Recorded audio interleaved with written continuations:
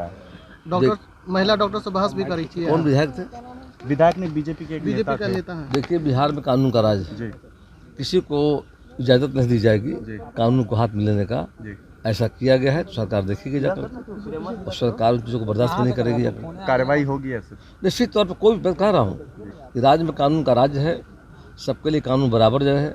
यदि कोई ऐसा कर रहे हैं सरकार देखेगी। राज था उनके ज़माने में, उनका 15 वर्षों का शासन जो था वो जंगल राज था, और जब हम शासन में आए हैं तो राम राज्य ला रहे हैं जाकर के हैं।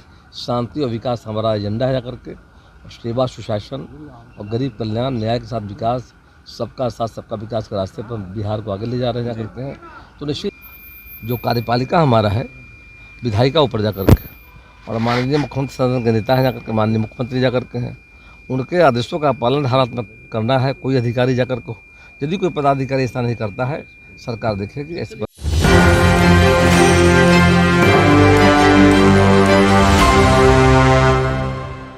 नमस्कार, मेरा नाम सदन, आप देख रहे हैं न्यूज़ 24। बिहार सरकार के मंत्री प्रेम कुमार हैं। उन्होंने शिक्षकों को लेकर और बिहार में जो IGMS अस्पताल में जो एक विधायकों के द्वारा बहस किया गया था, और मुख्यमंत्री को लेकर मुख्यमंत्री के जो कार्य है उन सब विषय में क्या कुछ कह रहे हैं, पहले मंत्री आइए प्रेम कुमार को सुनते हैं।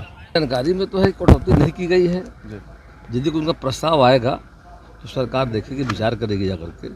और लोकतंत्र है, और जो पंचायती राज व्यवस्था जाकर के है उससे आम जनता को काफ़ी सुविधा हो रहा है। और हमारे राज्य के जो मुखिया हैं बहुत बेहतर तरीके से काम कर रहे हैं। कहीं उनका सुविधा यदि हो रही हो सरकार बात करेगी, समाधान करेगी। कहा जा रहा है गांव में अधिकार होता है, उनकी ही जवाबदेही होती है, लेकिन खुल के वो लोग कह रहे हैं कि उनके अधिकार को काटा जा रहा है और उससे परेशानी है। उनका कहना सही है, और सरकार को प्रस्ताव में कटौती करने का ऐसा मंशा नहीं जा करके है। हम चाहते हैं कि लोकतंत्र में पंचायती राज को मजबूत करना है। जो राष्ट्रपिता महात्मा गांधी सपना था, सपनों को साकार करने का सरकार काम कर रही जा करके है। वैसे कोई बात है नहीं, जो लगता यदि है तो सरकार से बात करना चाहिए जा करके। हम इस पक्ष में हैं कि पंचायतों को जो अधिकार मिला है वो अधिकार उनको बहाल रहे, उस पर काम करें। और अधिकार मैं देख रहा हूँ कटौती नहीं की गई जा करके है, बल्कि बेहतर तरीके से काम कर रहे हैं। कहीं शंका लग रहा हो तो सरकार से बात करनी चाहिए, समाधान किया जाएगा। राबड़ी देवी कह रही हैं कि अभी के जो हालात हैं IGMS की घटना का उदाहरण दे रही है, कह रही है कि ये क्या मंगल राज है, ये भी तो जंगल राज है, गुंडा पार्टी है बीजेपी। क्या हुआ है IGMS में? IGMS में बीजेपी का नेता जो है रिवॉल्वर लहराते हुए वीडियो वायरल हो रहा है। डॉक्टर महिला डॉक्टर से बहस भी करी थी। कौन विधायक थे? विधायक ने बीजेपी के एक नेता है। देखिए, बिहार में कानून का राज है। किसी को इजाज़त नहीं दी जाएगी कानून को हाथ में लेने का।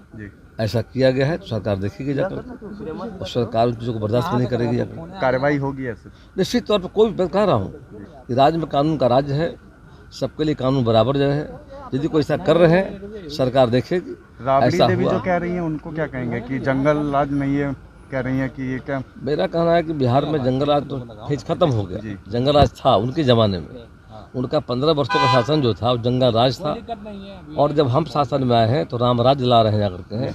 शांति और विकास हमारा एजेंडा है जाकर के, और सेवा सुशासन और गरीब कल्याण न्याय के साथ विकास, सबका साथ सबका विकास के रास्ते पर बिहार को आगे ले जा रहे हैं जाकर के हैं। तो निश्चित तौर पर आज के तारीख में बिहार में राम राज है, लेकिन यदि उसके बावजूद भी कई घटना घट रही है सरकार देखेगी। चलिए, उन पर कार्रवाई होगी। धन्यवाद। बोल तो दिए 10 बात करवाइए। चलिए, होगी।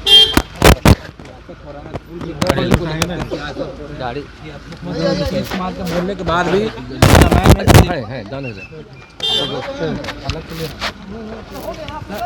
स्कूल के टाइमिंग को लेकर अभी सियासत हो रहे हैं कि मुख्यमंत्री नीतीश कुमार के बोलने के बाद भी समय में परिवर्तन नहीं किया गया, लेटर निकाला गया विभाग द्वारा। माननीय मुख्यमंत्री जी का आदेश हुआ है, उसका पालन हो रहा है। ऐसा मामला विधानसभा विधान परिषद में आया था, सरकार उन मामलों को देख रही है, और बिहार में कानून का राज है। जो कार्यपालिका हमारा है विधायिका ऊपर जाकर के, और माननीय मुख्यमंत्री सदन के नेता हैं जाकर के, माननीय मुख्यमंत्री जाकर के हैं, उनके आदेशों का पालन हरात्मक करना है कोई अधिकारी जाकर को।